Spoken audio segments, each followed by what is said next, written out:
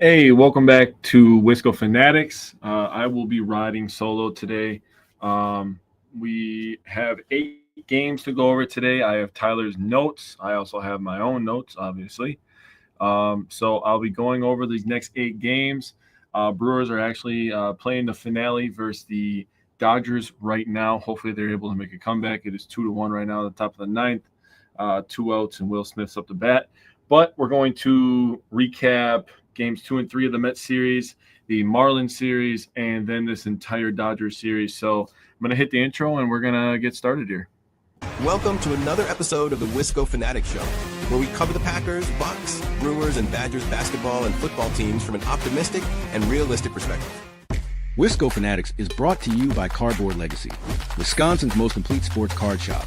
Buy, sell, grade, and consign all at their location in Oshkosh. Welcome back, everybody. Another episode of Wisco Fanatics here. Tyler has some other things he has to attend to. So I will be riding solo this week. I do have Tyler's notes and his thoughts from the last eight Brewers games. So I will be reading his notes to start out, and then I will read my own notes. So here we go. Without further ado, also because I'm not used to talking this much on the show, I will take some periodic breaks, take some drinks of water. But let's start with game 2. Of the doubleheader of the Mets series. This is Tyler's notes here. He wrote, Jacob Mizorowski is human. We saw the command issues pop up. 2 of the 4 runners that scored on the grand slam were walks. That was one of the main things that I wrote down as well. I wrote down that the walks got him a little bit. The grand slam obviously was, I wrote down, Miz got tagged in the second inning, got the last 2 outs of the inning, or the first 2 outs of the inning. Then he had back-to-back walks. Both were 6-pitch walks. He gave up an infield single, first pitch swinging. And then the next pitch after that was also a first pitch. And Brandon Nimmo jumped on a hanging slider and obviously hit a grand slam on it. We all remember it. And then Lindor had a 6-pitch at bat as well, and he also hit a homer. Those are the 5 runs that he gave up. Hey, what's up, Reggie? How we doing? Yeah, riding solo this week, man. I was trying to hold it down. Just got to go through 8 Brewers games, though, so it's not too bad. Tyler had to cover for me while I was gone for my daughter's birthday a couple of weeks ago. So this is me holding my own and proving my worth this week. Tyler continued to say the grand slam came on a first pitch slider that didn't get in on the hands of Nimmo enough. So Tyler broke it down even more.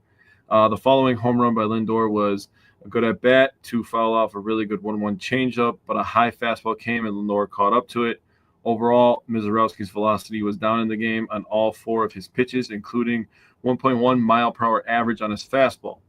Combined with his command not being the sharpest, it happens. He gave up 5 runs in 3 2/3. His ERA ballooned to a whopping 3.20. I thought the same thing, actually. I remember going into last night looking at his ERA and being like, wow, his ERA just exploded. Probably not as bad as we'll talk about him. I'm not going to say it. Brewers did have a shot in the 6th, had 2 on without out, with 1 out after Yelich home run in 30-30 ballparks. Oh, nice. Okay, that would have been a homer in 30-30 ballparks. Starting a new hitting streak, and Chourio made it back-to-back home run in 27. Oh, okay, so it went a home run in 27 ballparks is what I'm assuming Tyler's saying there. So he got a hold of that one as well. Yeah, Chourio, 14th home run of the year, 51st RBI. Yelly was up to 61 RBI in this one and 17 home runs. And Ortiz, 26, feels like he needed that loss to bring him to earth a bit. Yeah, I agree with that, Reggie. Yeah, like Tyler said, Tyler wrote about the velocity was down a bit. I'll tell you, you can still hear me. Okay.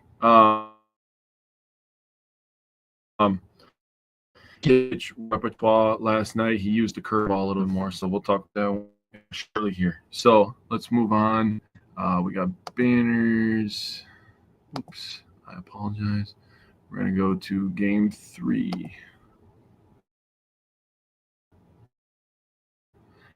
So game. I'll just read Tyler notes. I'll feed up notes for this game. Or freaking, I didn't read You know, let me shut this off so I'm not so distracted here.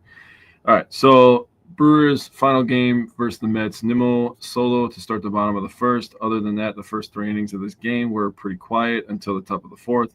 The Brewers drew multiple walks, had a ground out followed by an infield single, had a really nice at-bat by Caleb Durman to tie the game, stacking traffic. That's something that we talk about quite a bit, is stacking traffic.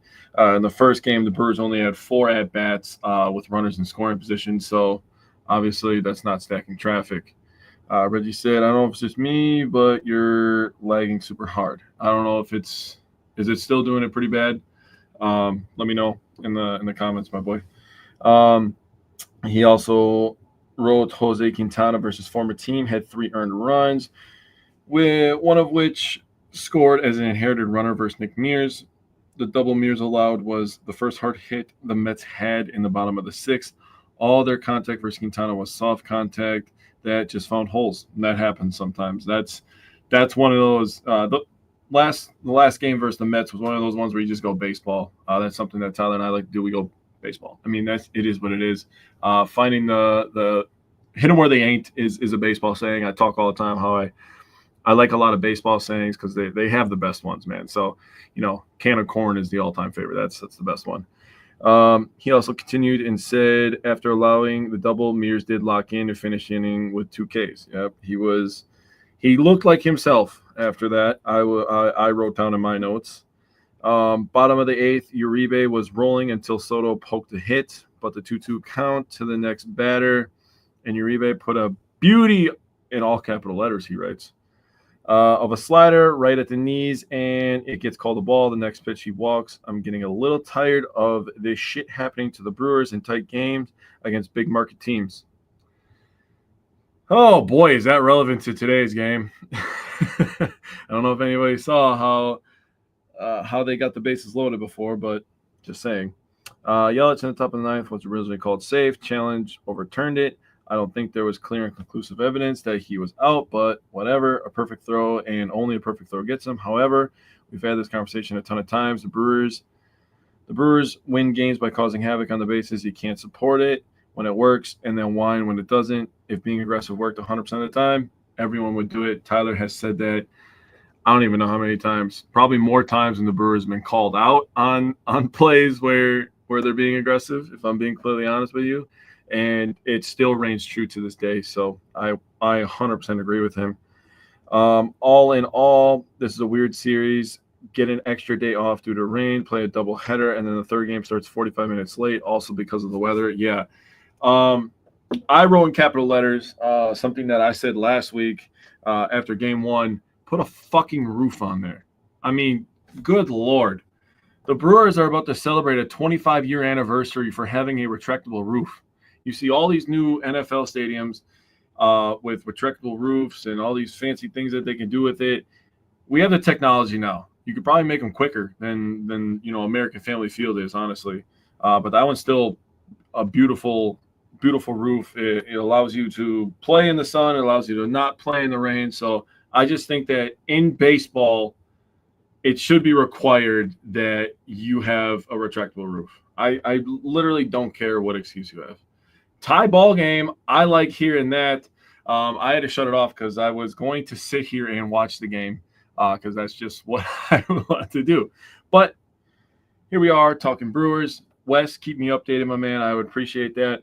So now, banners, we're going to go to game 1 here of the Marlins series. I'm going to get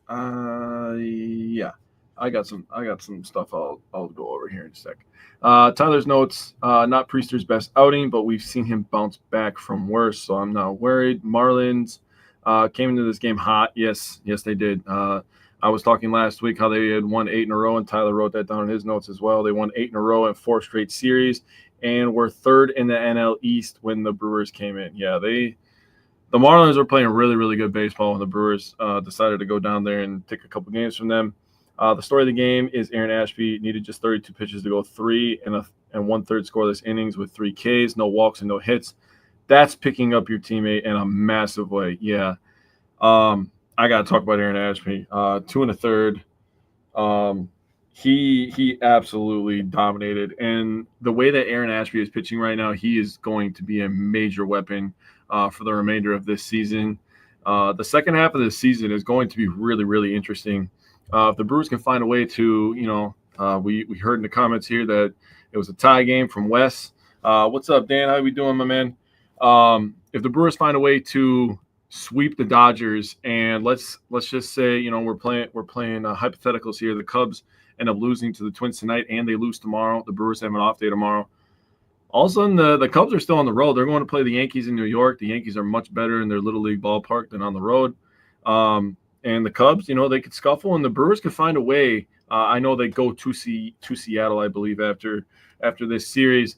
But going in the All-Star break, Brewers could be either within a game and a half. I mean, they could have the lead. We don't know. So just got to keep playing baseball. Lots of baseball left to be played. But very true that Aaron Ashby is balling, and he's going to be a major key second half of the season. I've always kind of had a gripe against calling it the second half. Just like the NBA, they play like 52 games or whatever, and there's 82 total. And then they get to the All-Star break, and they're like, we're going into the second half of the season. I'm like, that's the math's not mathing for me.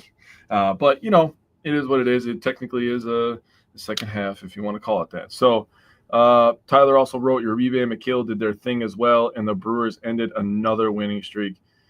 Yeah, we're going to have a lot of discussion about Uribe and McGill. I have some more stuff about them as well.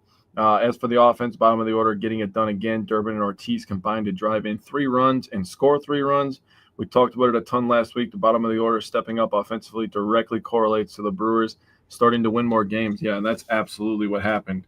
And, we have Rhys Hoskins. We have Rhys Hoskins who recently hurt, but I want people to not forget about Rhys Hoskins, because when the Brewers offense was scuffling and, we just heard the news about Contreras getting hurt. Now we're going back to the beginning of the year here. The news about Contreras with a fractured thumb. He's still struggling with that, having a little bit of a down year. And then Yelly wasn't having a good year up to that point. And Churiel was still kind of trying to find his way early in his second season, only 21 years old. So anybody who gave him crap was absolutely a fool to me. But I want people to remember that Rhys Hoskins carried this offense for about a month, maybe a little bit over. I can go over and get some exact numbers for everybody here after the show. But he carried this offense for a while and carried us to some wins that were much needed at this point. And then Yelly started to hit, and then Churiel started to kick it in gear a little bit. And the bottom of the order for the last month plus has been really, really good. Joey Ortiz has had a lot of moments. Isaac Collins has been a very pleasant surprise. Talk about guys like Durbin, who's kind of figured it out here a little bit. They all play with speed. They all play great defense, but figuring it out at the plate is going to be the main thing. So they've been great so far. And talking about Durbin in this game, he had 2 steals in this game, and he got steals 100 and 101 on the season for the Brewers. And his first steal was huge because it allowed him to score on an Ortiz single that made the game 5-2 at that point. So Durbin getting on base, using his speed, Ortiz hitting with runners in scoring position as well is a big thing that's been an improvement. And 4 of the 6 RBIs that the Brewers had in this game 1 versus the Marlins were with 2 outs. So this team is kind of getting back to what they were last year, hitting with runners in scoring position, scoring with 2 outs. The inning is never over. And they've done a really, really nice job. So I wrote down in my notes, Vaughn is a beast right now. Yes, he's looking very good. He's looking like a first rounder, a guy who was one of the top prospects in baseball not that long ago for the White Sox. And, people always want to talk about the Brewers with their reclamation projects, with pitching, getting the most out of these pitchers, right? And that's very true. They've done that a ton of times. They play defense and they position people well. And we have the 2 best pitching coaches in baseball. If you ask me, I might be biased, but I've seen, the proof is in the pudding, as they say. And the Brewers have done a really nice job with all these pitchers that they bring in. Priester is the latest one. I mean, we just have an embarrassment of riches. And there's a guy who was dominant last year who they basically had to fix and move stuff around to make him good, and that's Tobias Myers, and nobody talks about him anymore. The Brewers have about 10 starting caliber pitchers. Now, not all of them are monsters, but all of them are starting caliber pitchers, in my opinion. You can make 2 starting fives for the Brewers. And getting back on topic here with this Brewers-Marlins game, in the 8th inning, the Marlins ended up clawing back and making in the 7th inning, going into the 8th inning, making it a 5-5 game. And Yelly had a 2-pitch at bat. Both of them were sliders. The second slider he slapped it right in the center field.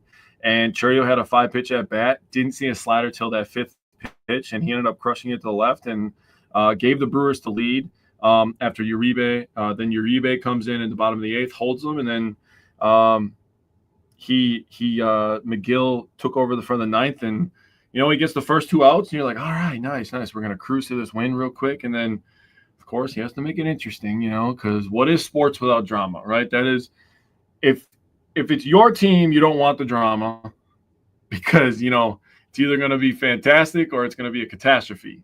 But those are the things that you sign up for when you cheer for a sports team. You sign up for that teeter-totter of what's going to happen today. And then if it's not your team, to finish my thought here, I'm buffering myself. When it's not your team, you kind of want it to be a really close game, so it's exciting, so you stay locked in, right? Scott also said with Deal Hall and Ashby in the bullpen, yeah, it does save a lot. I agree. So let's move on here to, hope I'm not going too quick for anybody. Let me know if I'm talking too fast or not getting out the information properly. I would appreciate that. I do deal with constructive criticism well. That's what you're saying. I agree. Yeah, it does say a lot. I mean, we pushed those 2 down into the bullpen. Yeah, so I mean, I didn't even consider that. But yeah, Ashby is filthy. Ashby has some filthy stuff. Deal Hall, very good pitcher as well in his own right. So game 2 here. Tyler wrote down top of the 2nd inning. Rhys Hoskins hit a line drive to center field, and center fielder dove and missed it. Anybody but Rhys Hoskins, and that's probably an inside the Parker. I mean, I'm not going to lie. He's probably right on that. Earlier in the season, people were giving Jackson Churio shit for not diving for balls like that and criticizing him for playing safe. That is why playing it safe is often the better choice. Hoskins ended up stranded at third. It's conceivable that the center fielder played the ball safe, that the Brewers have first and third with 1 out, and Caleb Durbin's ground out could have been a double play that resulted in the Brewers scoring 0 runs instead of the 1 they got. That's a good point. Tyler always bringing the good points. He doesn't give himself enough credit, I think, for all the good points and how smart he is at times. Patrick didn't have the swing and miss stuff. He's had the last 4 of the 5 outings. Yeah, Tyler talked about that as well. His last outing coming into this one was his 8 strikeout outing. Only 4 whiffs in this one and a lot of hard contact allowed. He was ultimately sent down to make a spot in the rotation for Woody. Yes, that was part of my notes. And he's one of the 5 that I thought of that could be in that second starting 5. He said Brewers were 3 for 10 runners in scoring position in this game. Just seemed odd that they only scored 2 runs off of that. However, the Brewers were impatient this game, only drew 1 walk, and they went 1, 2, 3, and 4 innings. And in those 4 innings, they saw an average of only 11 pitches. Oof. Yeah, that's not great. So things that I wrote down that I took away from this game is I said that Mears didn't have it. He clearly looked a little burnt out. Let's not forget how dominant this guy was for 2.5 months. Gave up 3 straight singles. Last one being a bunt single. Koenig came in probably one of the most, one of the toughest situations that any baseball player can come into. If you're ranking tough situations, I would say that going up there with bases loaded and no outs is pretty tough. He got a strikeout and a fielder's choice, then a changeup that was just a tad too high in the zone, and they got a run out of it. So he let an inherited runner score. The Marlins end up winning this game 4-2. So now we go to game 3. of the Marlins series. Sorry. I have to change this. Usually it goes where Tyler gets to change the banners and I talk, so it gives Tyler a second to go through everything. So Game 3, Brewers rubber match going against a super hot Marlins team. The Brewers are also on fire, especially on the road. They've been playing really, really well the last couple of weeks. Woody is back, and first thing I wrote down is we're going to find out how many nice things I can say about Brandon Woodruff, but I also have something else I want to talk about with this game when we get done with it. Want to give a shout out to Anderson, Uribe, and McGill. They were all tremendous. The bullpen was fantastic, only giving up 1 hit in their 3 innings pitch, and they had 4 Ks, 2 by Uribe and McGill. And Brandon Woodruff, people were talking. I mean, the reporters were talking. There's people talking that were at games all over the internet talking about, the velocity is probably going to be down. And that's fine that the velocity is not going to be the same because you're trusting a guy as seasoned as Woodruff is to be able to control the strike zone, change eye levels, change speeds, work inside out, work north and south, that type of thing. We already have one of those guys, and he started today's game, actually. So you can be successful that way. But he was touching 94, 95. He was absolutely destroying the strike zone. And he was fantastic. So I'm going to read Tyler's notes real quick. Also, shout out Jackson Churio for his 2-out 3-run jack because that was the difference in this ball game. He wrote down Woody is back, and he was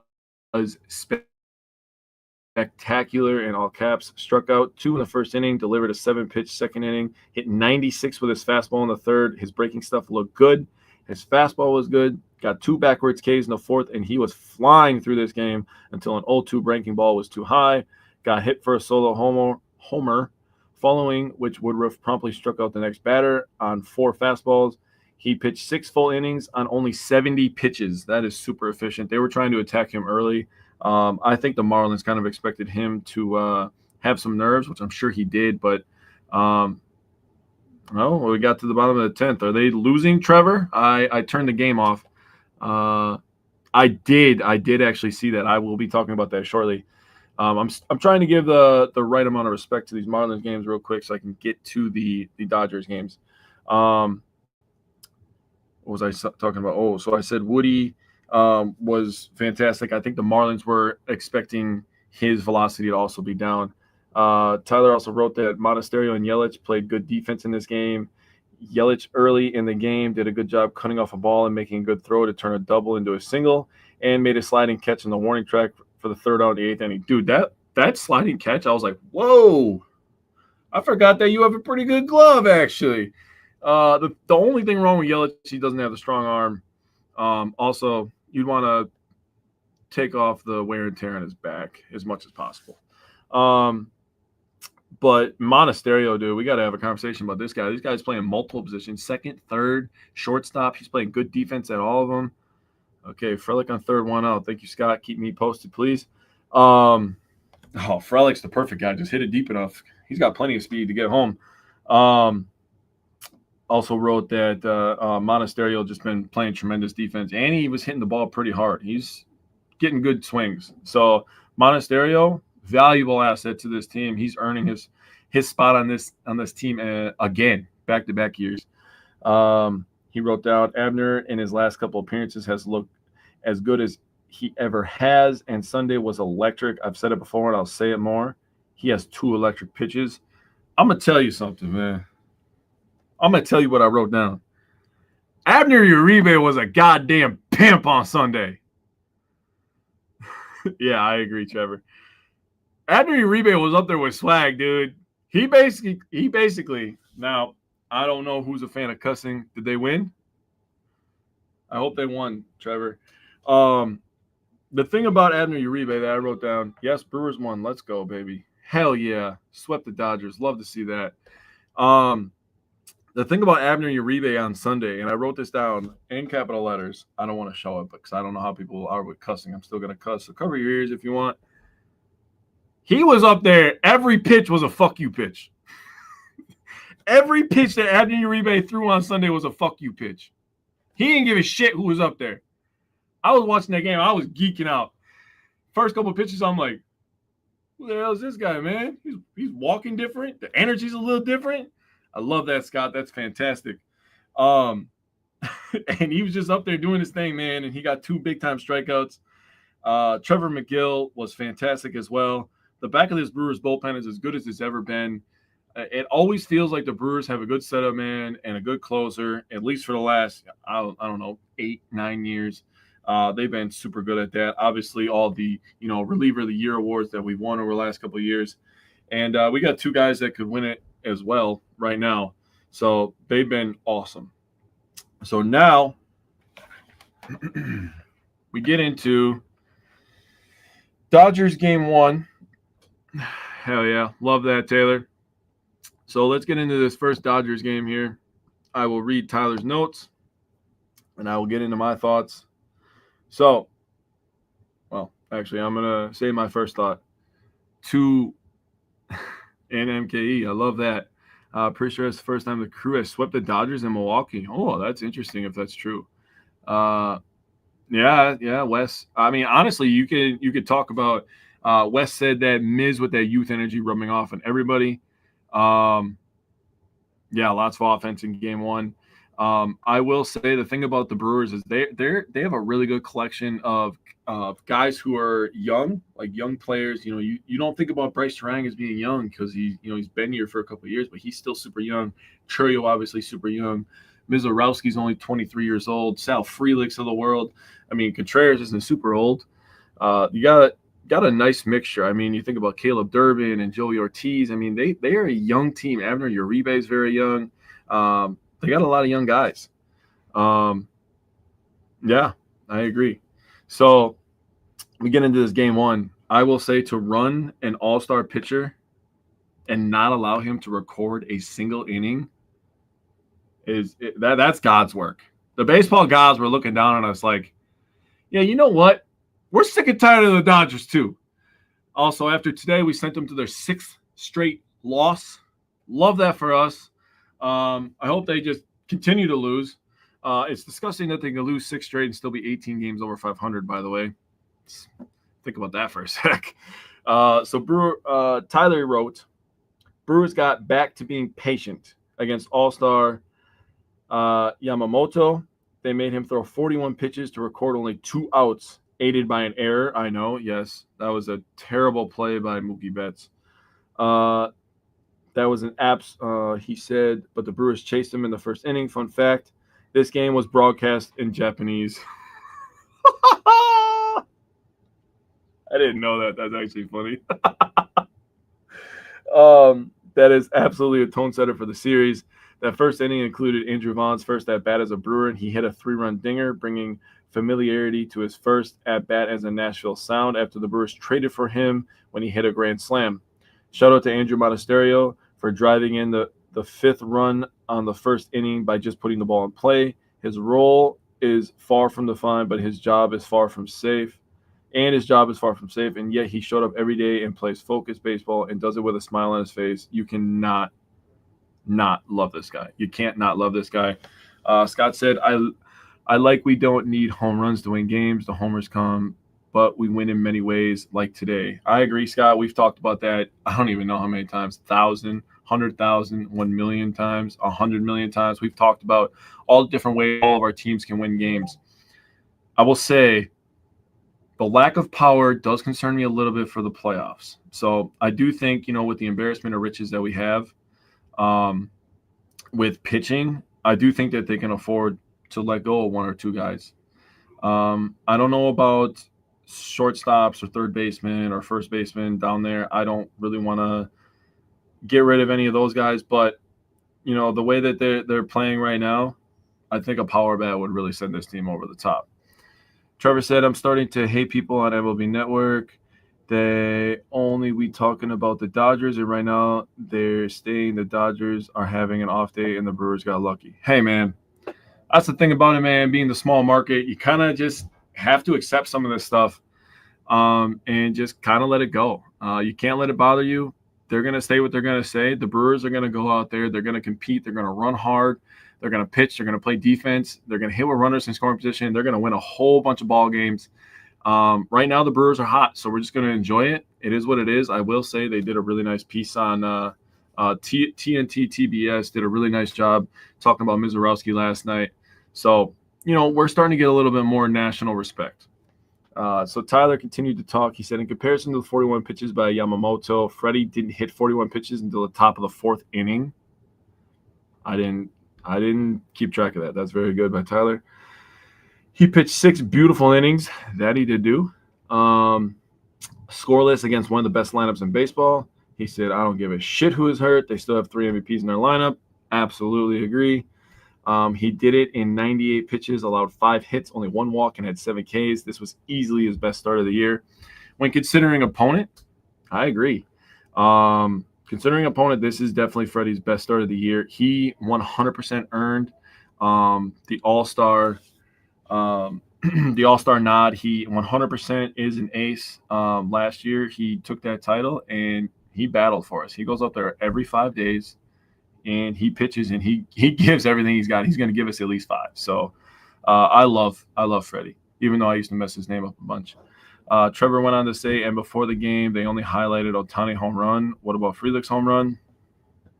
I mean, Ohtani's probably got the same amount of leadoff home runs as Sal Frelick has home runs in general. Just saying. And I love Sal Frelick. Scott said anger towards MLB Network. And Trevor said, well, I got to go. Have a good week. Hey, thank you, Trevor, for coming on. Be sure to join us next week. We have an interview set up with a secret guy that you have to come to see. We're going to talk some Bucks basketball next week because we only have 3 Brewers games to go over next week.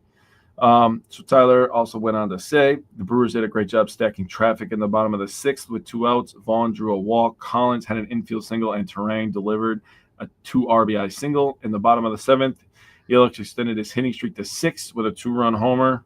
That was crushed, by the way. He crushed that baseball. And he said the Dodgers lone run came off a ball that hit off of Aaron Ashby with 2 outs. Yeah. So the Dodgers offense is scuffling right now. The Brewers are obviously a team built on defense and pitching. So I wrote that down. And then I also wrote that, we're catching the Dodgers at a good time.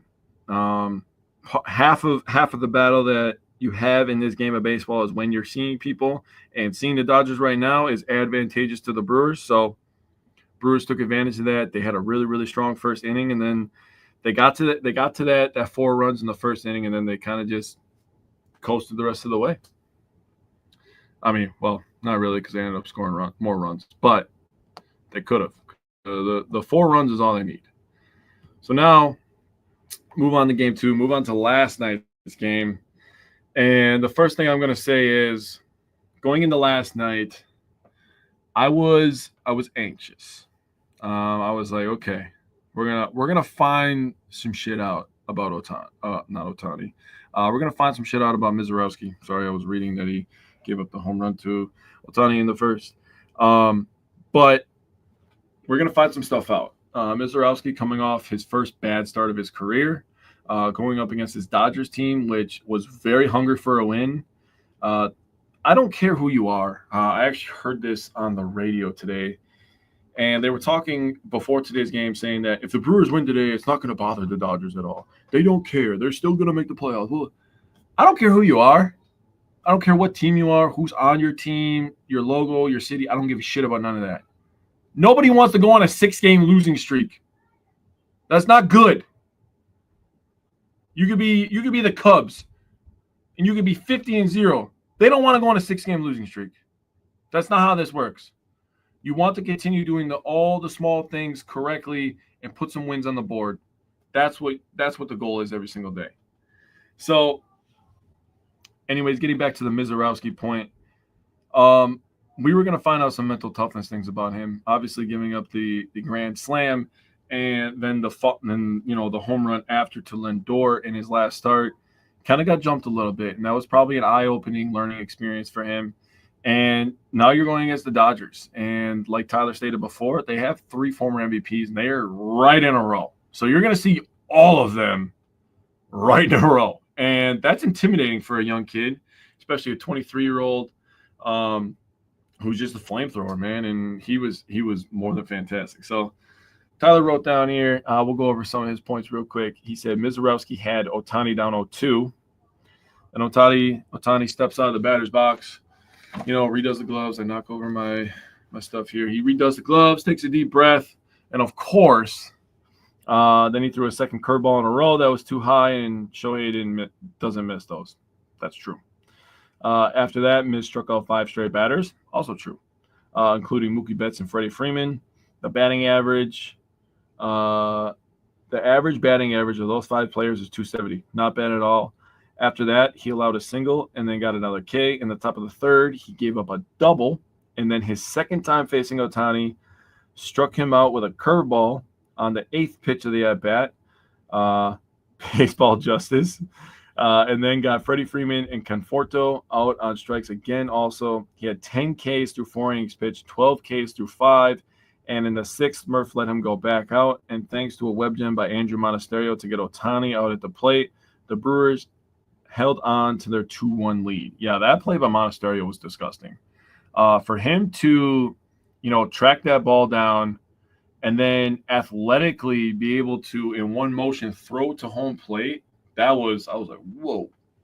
That's the play where I had the thought where I said before, like, man, Monasterio is really stamping his roster spot.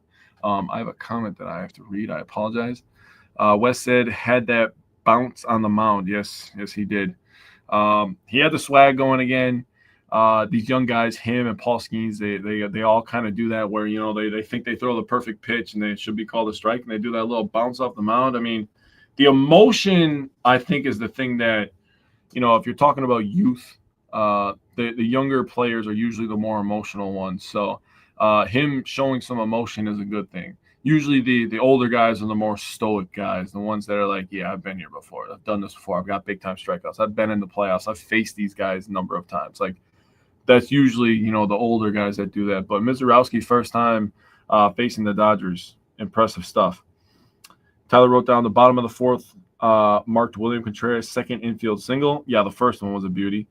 And that was the first of 5 hits in the inning, which led to 2 runs off Clayton Kershaw. Yeah, that was nice to see. Clayton Kershaw, obviously, his prime is behind him, but he's still a very valuable pitcher. He's been here, done that. Obviously, just got the 3,000 Ks. So he's still very good, still good control. So good for the Brewers to get the lead. And then all-star snub, Tyler writes, Sal Frelick tacked on an insurance run in the bottom of the 8th on a changeup at the bottom of the strike zone. That, for a guy his size and with that swing path, isn't a super hard pitch for him to go and get. Following that homer, Contreras knocked another single, marking his first 3-hit game since May 30th. Yeah, that was his first 3-hit game since the I believe the Philly series, actually. If I'm correct on that. Tyler wrote, this game absolutely delivered on Miz versus Kershaw matchup. It's even sweeter that the Brewers were able to come out with the win and guarantee a series victory. So, I like his little note that he wrote down about Game 3. So I will talk about that one here shortly. So, this Game 2 here, Kershaw was tremendous. Now, before the game, Kershaw said he didn't even know who Mizorowski was. He said, is that the guy that rolled his ankle on the mound after having a no-hitter? Play of the year so far, my opinion. You think that was play of the year? I agree with that, actually. Considering opponent, considering momentum, I don't disagree with that. He's referring to the Andrew Monasterio play, throwing out Ohtani, obviously. Talking about Kershaw and Mizorowski, Kershaw didn't even know who he was. And Mizorowski commented on that after the game. That was great that they asked that question. Like, he didn't know who you were. And Miz is like, well, I hope he knows me now. I'm going to tell you right now. He knows who the fuck you are now. I think everybody who watches baseball, even if you only watch one game a week, knows who Mizorowski is. Everybody knows who he is. He's the new hot name in baseball. Everybody's talking about him. They're giving him specials on SportsCenter, giving him specials on Fox Sports. Pitching Ninja just keeps doing overlays of his fastball and his slider because it is filthy. If you have never seen Pitching Ninja, please go on Instagram or TikTok or X or Twitter, whatever you want to call it. Look up Pitching Ninja. He has a lot of stuff. I learned a lot of baseball from that guy. So he's been fantastic. So now we're going to get into today's game. And I'm going to switch the banner here real quick. Maybe. Okay. Maybe. So there we go. Okay, so it must still be lagging, kind of. So here we go. Brewers, Dodgers. This one starts out. Tyler Glasnow, who's a very good pitcher. He's back.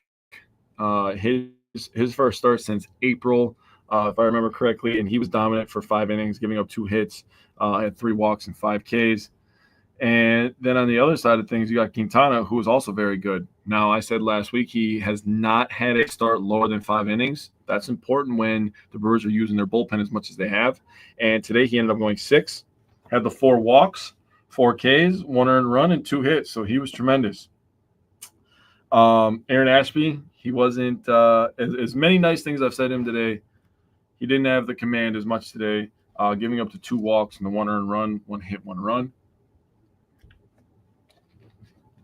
Nick Mears comes in with inherited runners and ends up giving up a run on a sac fly from Mookie Betts. I believe that's who it was, right? Yes. So then after that, Andrew Vaughn in the 9th inning, he ends up tying this ball game. So I had to turn it off at that point. So I'm actually going to look at this real quick. Top of the 9th. First pitch swinging on a fastball, and it looked like it was middle in, and he just ended up slapping it out there. The Brewers got on base with Collins hitting a single to the left. So, again, Isaac Collins, tremendous work from him, just getting on base. I mean, the bottom of the order is just getting on base, honestly. That's the most important thing. Durbin ended up getting a single. Monasterio struck out, and Frelick grounded out. Okay, so we went into extras tied, right? And Trevor McGill comes in. Gets 3 Ks. Domination from Trevor McGill. Honestly, I know that he has the 3 blown saves, but Trevor McGill could have been a fringe all-star, in my opinion. He's been that good. Like, when he's good, he's really good. Same thing with Uribe. Like, when they're good, they're locked in, they're really good. So, good for them right there. Then in the 10th inning, Contreras ends up flying out, which advanced Frelick, and then Jackson Chourio with the walk-off. So tremendous stuff by the Brewers. Sweeping the Dodgers. Love that. Want to talk about something that Tyler wrote down. He said, last thing, people are not talking enough about Chourio's improved plate discipline. Since June 1st, 32 games, he's only struck out 26 times. Pretty good. In 141 plate appearances. Sounds better when I finish the sentence. He's had 55 in his first 251, meaning he's lowered his strikeout percentage by about 4% in the last 5 weeks. That is very important for a guy with as much power as him. So I love that. Oh, I misspoke. I thought we were I think we play the Seattle after the All-Star break. I think they're after the Dodgers. They're the series right after the Dodgers. So Tyler wrote that the Brewers have off tomorrow, which they do. So 4 straight dubs. Love that. Hopefully the Twins win tonight, make things a little bit more interesting. And then the Brewers Friday through Sunday are home against the Nationals. And then then we have the All-Star break, and then they come back next Friday. They have game 1 versus the Dodgers in LA. So here's a discussion that needs to be had, in my opinion, is so Freddie is scheduled to be the starter, I believe, game 1 versus the Dodgers. So you have an opportunity with all these days off. So Freddie's probably not pitching in the All-Star game if he's scheduled to be the game 1 starter. Because it all kind of depends on what Pat Murphy wants to do. And honestly, I don't really care if he pitches in the All-Star game or not. I know people are going to have different opinions on that, but I'm really just a Brewers fan. The All-Star game, it's good, it's fun, it's not as bad as the NBA's, but it's not something that I typically am like, I must watch this. I should say not as bad as the NFL's, but really all-star games all in general, not great. Hockey probably has the best, if we're being completely honest with ourselves. Scott said it would be awesome to catch Cubs by all-star break. I'm saying, man. So I guess it kind of depends on the next moves for Murphy. I have some thoughts on this. Do you use the all-star break to reset your pitching rotation? Do you go with a Freddie, Mizorowski, or Woody as the second guy, kind of flip-flop second and third, whoever you want, and then you go Priester, Quintana? Or do you go Quintana in front of Priester, and then you go, you can have Quintana pitch immediately after Mizorowski. Imagine catching Quintana after Mizorowski. You have a guy up there chucking a baseball at you, 102 miles an hour with a 96-mile-an-hour slider. He's throwing that curveball that was nasty. Very good command on the curveball last night. And then you go to a guy who's just going to command everything, and the fastest he's going to pitch the ball is 91. There's so many options you could do. Obviously, you keep the lineup pretty much the same as it's been.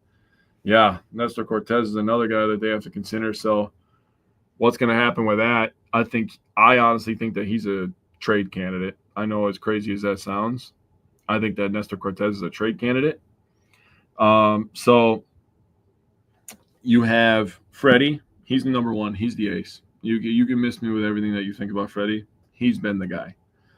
After that, I would go Woody, because if you get into a situation and you're like, okay, we lost game one, we need a guy that we trust in these big situations, I would go Woody as my second guy. Then I would go Mizorowski. Then I would go Quintana. What up, brother? Oh, coming in from the parking lot. Let's go. Let's go, man. Then 5, you go with Priester, because he's been absolutely dominant. So that would be the 5 that I would roll out there. Don't even worry about Freddie pitching in the All-Star game. It is what it is. And then you try to go take 3 more from the Dodgers in LA, honestly. I would try to take 2 out of 3. That's the goal. Tyler and I talk about that consistently. I want to stay consistent on that as well. Just take 2 out of 3. You take 2 out of 3. So, like Tyler said, we have the Nationals coming in next. So after the Nationals, let's see here. After the Nationals, they have off. Then they play LA for 3 and Mariners for 3. And then they got Marlins at home. So the Dodgers and Mariners are on the road. Then you start a home stretch here. You get Marlins, and then the end of the month you got the Cubs. This shit's about to get real, and it's about to get fun. And if you're gonna be all in on this team and you're worried about them breaking your heart, that's not the way to go into things. When you go into things, especially with sports, you just have to understand that that's a possibility. But it's also a possibility that they come out on top and they win and you're super happy, and you just enjoy the ride. This is why we tell you guys, just enjoy the ride. We say it with the Bucks, we say it with the Packers, the Badgers, the Brewers. Just enjoy it. Just enjoy the ride. This is going to be a really fun July and August and September for Brewers baseball. So let's get it, man. I appreciate everybody cringe listening to this. Brewers closer Trevor McGill has been added to that. I just said that! He could have been an all-star. I literally just said that. I hope you're not trolling me right now, Reg. Because that is sick. I said, dude, even with the 3 losses, when he's good, he's good. I mean, he could be an all-star. So that's fantastic. Love that. But yeah, I appreciate everybody listening, everybody sticking around. I appreciate the comments. And come back next week. Nope, just confirmed. Hell yeah, I love that, dude. I literally just said that, so that makes me feel pretty good. Next week we are going to have, I don't know if anybody knows, his name is Bucks Realm. He's going to be on. We created a series of questions, but he got busy with work this week, so it'll be better next week anyways. We only have 3 baseball games. We could focus a little bit more on the Bucks, give it its, really its own section for real. With Tyler back as well, the show will be back up and running as good as ever. So again, thank you everybody for joining me. Appreciate your time. Go enjoy the sun, go touch some grass, and Go Brewers, and this is the one time I'll say it. Go Minnesota.